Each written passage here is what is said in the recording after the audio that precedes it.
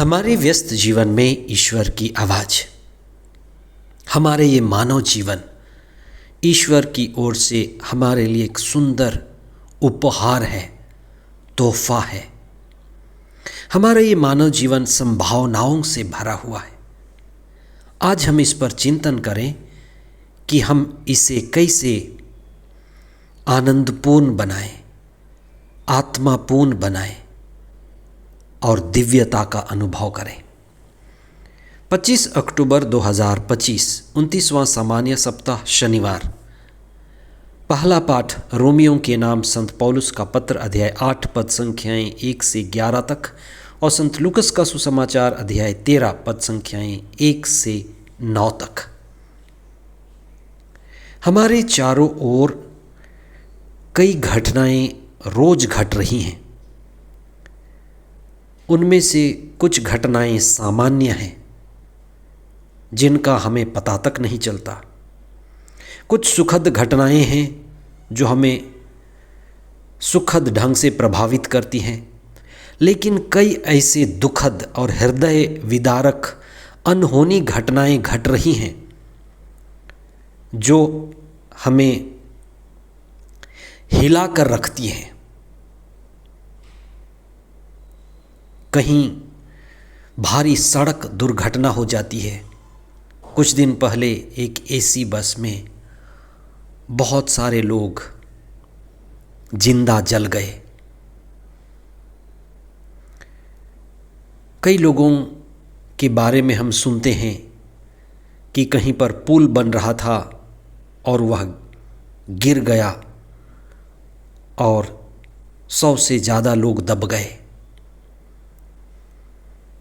मुंबई में पुराना घर गिर गया, उसमें कई लोग दब कर मर गए। इस तरह की दुखद घटना, अनहोनी घटनाएं घटती रहती हैं। आज के सुसमाचार में ईसा के पास लोगों ने उस समय कुछ इसी तरह की अनहोनी घटना के बारे में जिक्र किया। उन्होंने कहा कि पिलातुस ने कुछ लोगों को मंदिर में मरवा दिया और उनका रक्त मंदिर में बह गया। वहीं कुछ लोग मीनार के गिरने से 18 लोग दबकर मर गए और वे ईसा से पूछ रहे थे कि ईश्वर कहाँ है? क्या ईश्वर जानता भी है? और अगर जानता है तो वह इन घटनाओं को रोकता क्यों नहीं? वो चुप क्यों बैठा है?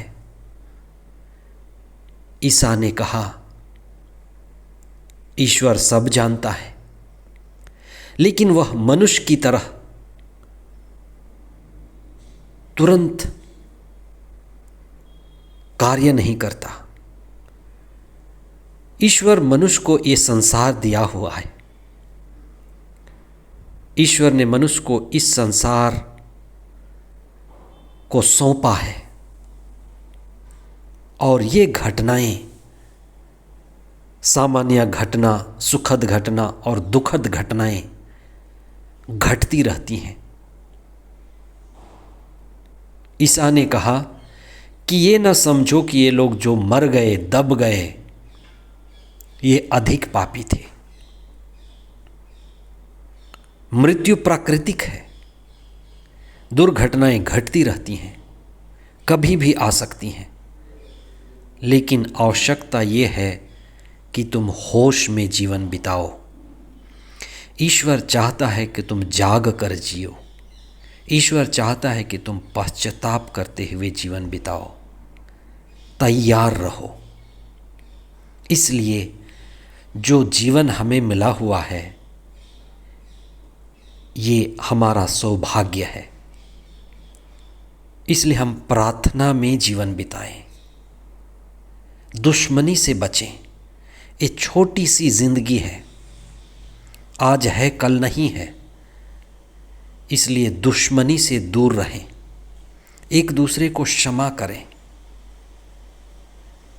मित्रता को आगे बढ़ाएं, प्रार्थना में जीवन बिताएं, प्रभु के दिव्य वचनों को सुने, पढ़ें और जाग करके जीवन बिताएं।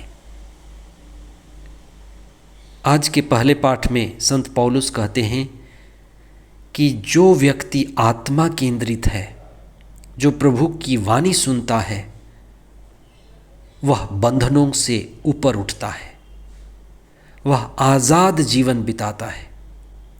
इसलिए हमें पवित्र आत्मा मिला है और हम सभी आत्माएं हैं कि हम आनंदित जीवन बिताएं, पाप के ऊपर उठें, बुराई और पाप के बंधनों से प्रार्थना के द्वारा,